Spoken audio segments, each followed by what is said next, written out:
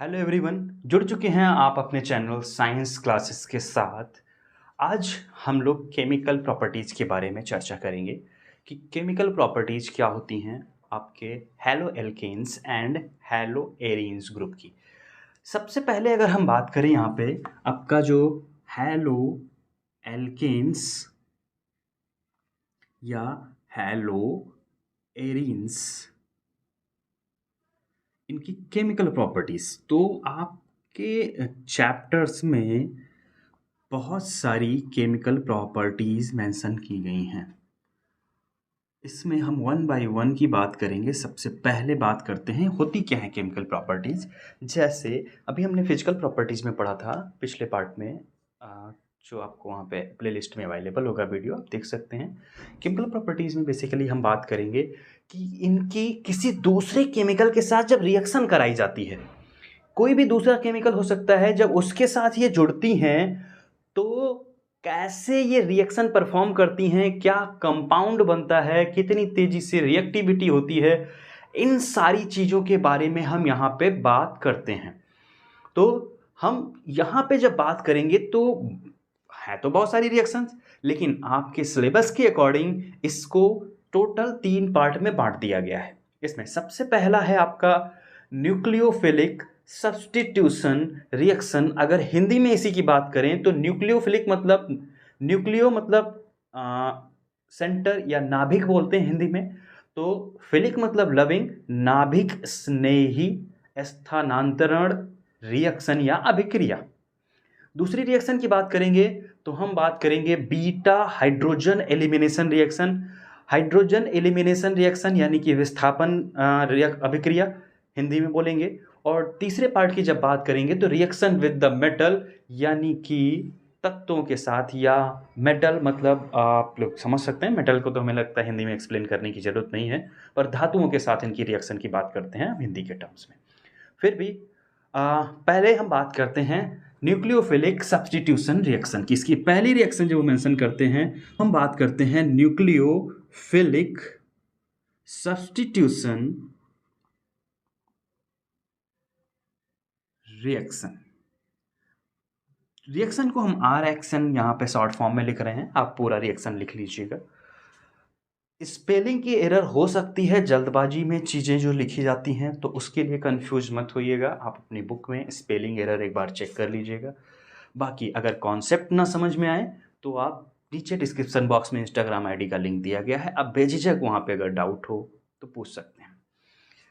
Nucleophilic substitution reaction की अगर हम बात करें तो न्यूक्लियोफिलिक सब्स्टिट्यूशन रिएक्शन जो है ये होती है कि हम अब आप वर्ड प्ले ही अगर खेलें यहाँ पे देखिए तो न्यूक्लियोफिलिक सब्स्टिट्यूशन रिएक्शन, तो व्हाट इज द रिएक्शन, मतलब सिंपल सा मतलब हो गया कि हम बात कर रहे हैं हैलो एल्केन्स की, और हैलो एल्केन्स में हम क्या कराएंगे, न्यूक्लियोफाइल का सब्स्टिट्यूशन कराएंगे। सब्स्टिट्यूशन का मतलब क्या होता है, स्थानांतरण नहीं, विस्थापन, मतलब एक को हटा के दूसरी जगह पे रख देना, इसको बोलते हैं हम सब्स्टिट्यूशन। तो सब्स्टिट्यूशन में यहाँ पे किसका कराएंगे, न्यूक्लियोफाइल। न्यूक्लियोफाइल क्या होते हैं, इसको हम बोलते हैं हिंदी में नाभिक स्नेही, यानी कि जो भी एटम होंगे उनके पास चार्जेस देखने को मिलते हैं सारे के सारे। जब हम बात करते हैं न्यूक्लियोफाइल की, तो न्यूक्लियोफाइल जो होते हैं ये निगेटिव चार्ज कैरी करते हैं, निगेटिव चार्ज कैरी करते हैं। एज एग्जाम्पल की बात करें तो लाइक अगर हम बात करते हैं एग्जाम्पल में, तो OH minus, CN minus, ETC, आपको बहुत सारे कंपाउंड्स देखने को मिलेंगे जो न्यूक्लियोफाइल डिटैच होंगे और डिटैच होने के बाद दूसरे के साथ जुड़ेंगे।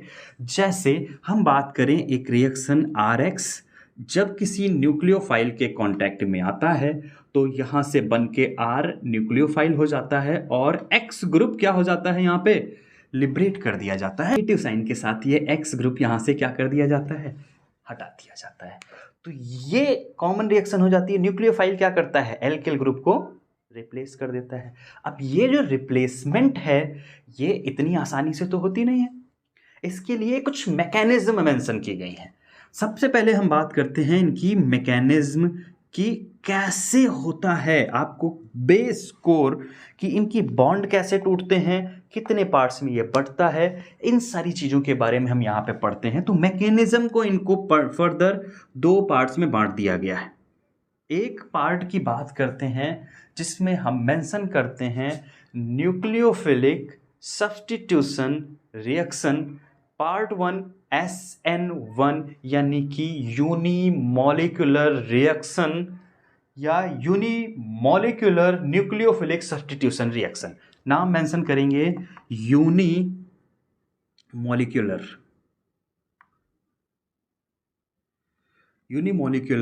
Nucleophilic substitution reaction. इसके अगर हम मेंशन करें बात तो ये इस तरह से लिखा जाता है n सबस्क्रिप्ट में 1 होल नंबर में SN1 रिएक्शन। अब यहाँ पे यूनिमॉलिक्यूलर न्यूक्लियोफिलिक सब्स्टिट्यूशन रिएक्शन का मतलब किया गया है। तो यूनिमॉलिक्यूलर का क्या मतलब है, एक मॉलिक्यूल, और एक ही मॉलिक्यूल क्यों जिक्र किया गया है इसका, एक बार क्यों बोला गया है इसको यूनि, क्योंकि ये अगर आपको केमिकल काइनेटिक्स नाम का एक चैप्टर पढ़ा होगा तो वहाँ पे मेंशन किया गया है rate of reaction. Rate of reaction determine करती है कि वो किस रिएक्टेंट के कितने कंपोजिशन या परसेंटेज कंपोजिशन के हिसाब से रिएक्शन चेंज हो रही है। यूनिमॉलिक्यूलर का मतलब क्या होता है कि इसका ऑर्डर ऑफ रिएक्शन कितना होता है, ऑर्डर ऑफ रिएक्शन 1 हो जाता है, और ये सिर्फ एक मॉलिक्यूल, और कौन सा, एक ही मॉलिक्यूल पे जो कार्बोकैटायन ग्रुप होता है, कार्बोकैटायन, इसी के कंसंट्रेशन पे डिपेंड करता है। एक ही मॉलिक्यूल जो कार्बोकैटायन है उसी के कंसंट्रेशन पे पूरी की पूरी रिएक्शन डिपेंड करती है, और वो जो रिएक्शन डिपेंड करती है उसको हम बोलते हैं रेट डिटरमाइनिंग स्टेप। वही स्टेप क्या है, रेट डिटरमाइन करता है। ये step unimolecular nucleophilic substitution reaction 2 step में परफॉर्म होती है। इसका स्टेप 1 ये स्लो स्टेप होता है, और यही रेट डिटरमाइनिंग स्टेप होता है जो रेट को डिटरमाइन करता है, बताता है कि यही ऑर्डर ऑफ रिएक्शन होगी, यानी रेट ऑफ रिएक्शन क्या होगी वो कौन बताता है, स्टेप 1। स्टेप 2 जो होती है ये आपकी कंप्लीट रिएक्शन होती है। इससे स्टेप की अगर बात करें तो ये इतनी तेज होती है कि रेट से इसकी सेहत पे कोई फर्क नहीं पड़ता है। फास्ट रिएक्शन होती है, ये बाई डायरेक्शनल होती है, ये यूनिडायरेक्शनल रिएक्शन होती है।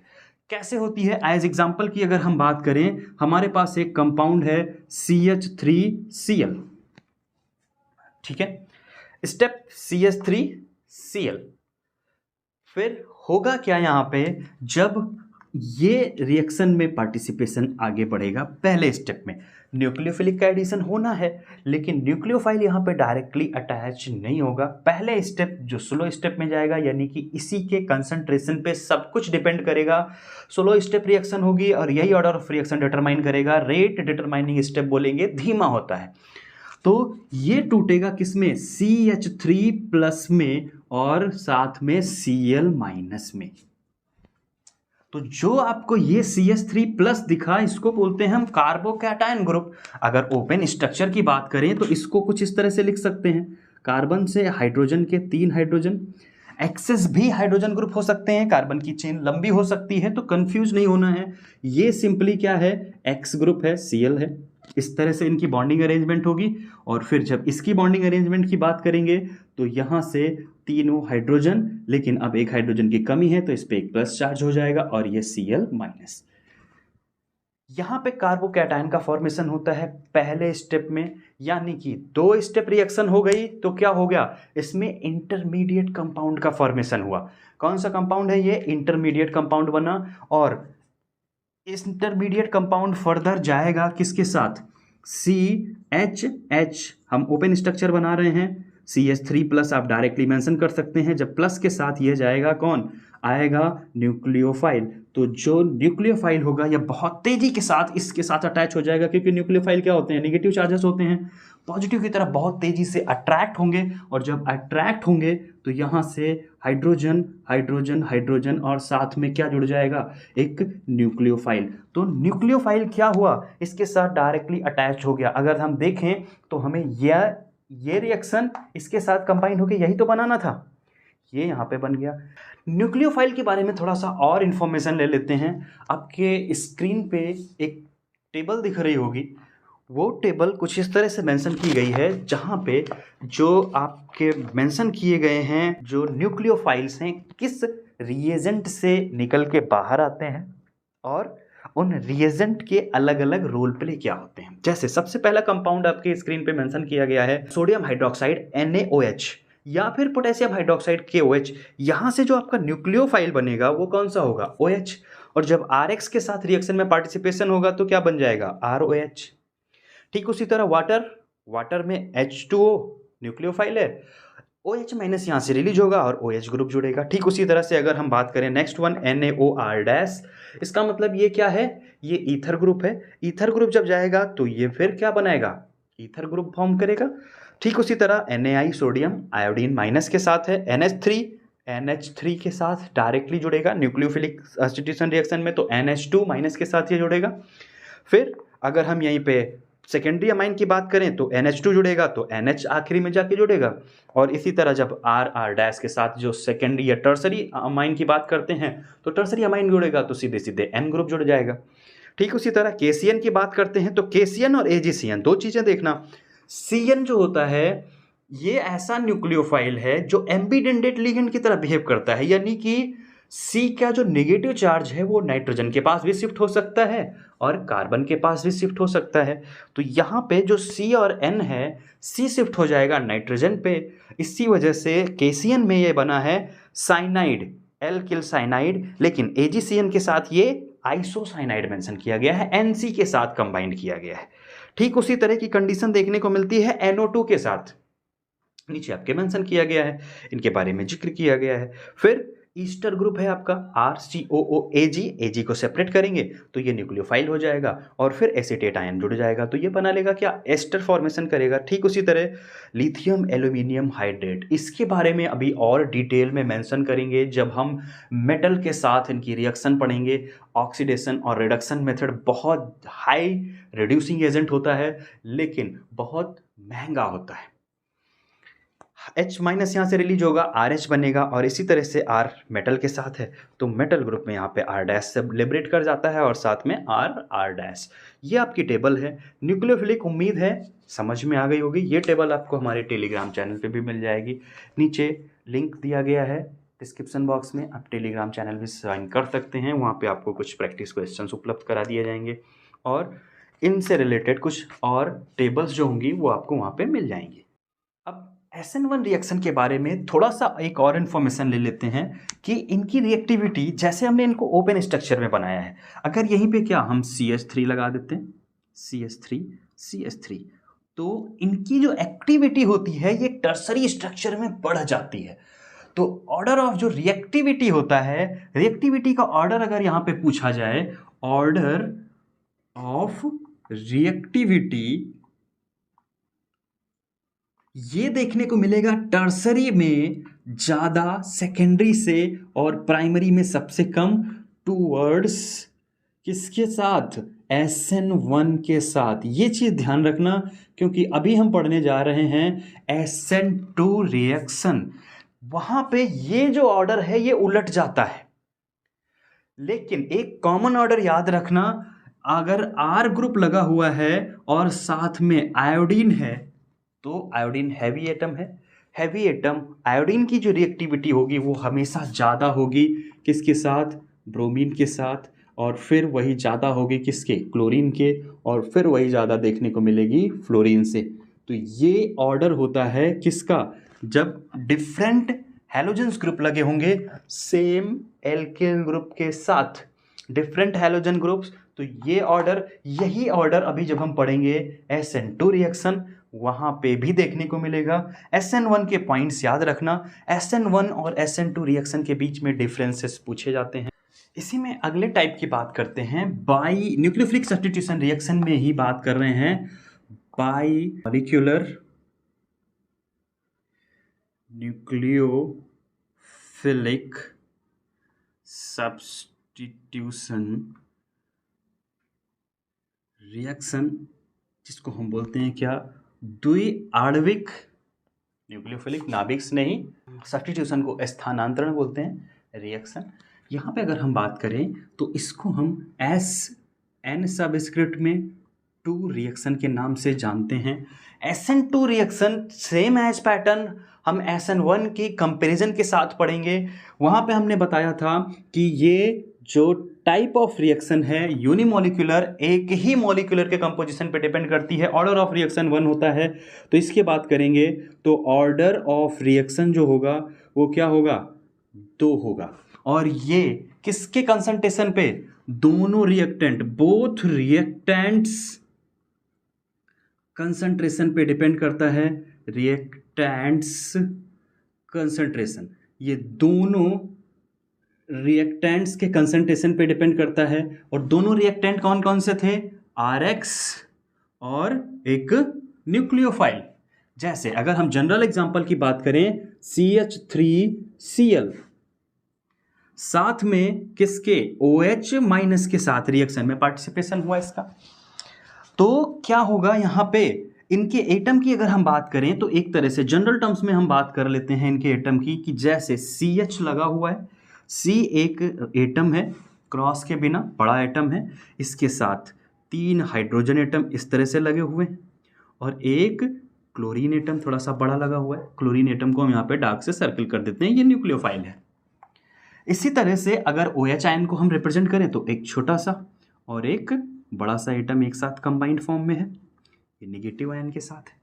होता क्या है यहाँ पे, जैसे हमने वहां पे पढ़ा था कि वो क्या थी, 2 स्टेप रिएक्शन थी, स्टेप 1 और स्टेप 2, ये सिंगल स्टेप रिएक्शन होती है, सिंगल स्टेप, इसमें सिर्फ और सिर्फ अकेला स्टेप इन्वॉल्व होगा। लेकिन यहाँ पे होता क्या है कि जैसे ये क्लोरीन है, ये OH माइनस है, रिएक्शन में जब ये कंपाइल देखने को मिलेगा तो CH3 एक फेज से Cl के साथ और साथ में एक साइड से OH के साथ, जैसे जैसे सब्स्टिट्यूशन हो रहा है, एक जैसे क्रिकेट प्लेयर है, अगर आउट ऑफ फॉर्म चल रहा है तो किसी दूसरे प्लेयर को रिप्लेस करना है तो सबसे पहले क्या करते हैं, उस प्लेयर को टॉप 15 में लेके आते हैं या टॉप 16, जो भी टीम चुनी जाएगी, और फिर उसको लास्ट 11 में, अंतिम 11 में ना खिला करके पहले क्या करते हैं, उसको बेंच पे कुछ दिन बिठा के रखते हैं कि देखते रहो, जैसे जैसे ये खिलाड़ी नॉन परफॉर्मिंग सीरीज में आता जाएगा, ये दूर होता जाएगा, ये भी टीम के साथ जुड़ा हुआ है, ये भी टीम के साथ जुड़ा हुआ है, इसको बोलते हैं ट्रांजिशन फेज। ट्रांजिशन फेज ये ट्रांजिशन स्टेट हो जाती है जिसमें एक खिलाड़ी क्या है, धीरे धीरे अपने नॉन परफॉर्मिंग की वजह से दूर जाता जा रहा है, तो दूसरा खिलाड़ी अपना मौका देख रहा है कि अब मौका मिल सकता है हमें, तो दोनों एक साथ जुड़ने लगते हैं। एक जैसे जैसे दूर जाता है, दूसरा ऑटोमेटिकली उसके पास पास आने की कोशिश करता है। वही कंडीशन यहाँ पे देखने को मिलती है, जैसे ये कार्बन एटम था, कार्बन एटम के साथ ये इधर से 3 हाइड्रोजन लगे हुए थे, और प्लस में ये क्लोरीन एटम यानी कि न्यूक्लियोफाइल, इनके बीच की जो बॉन्डिंग स्टेट होती है ये क्या होती है, कमजोर होती है। इसीलिए इसको हम डॉटेड से रिप्रेजेंट करते हैं, डॉट लाइन के फॉर्म में। ये एटम और ये एटम, ये न्यूक्लियोफाइल था, ये इधर से जुड़ने लगता है।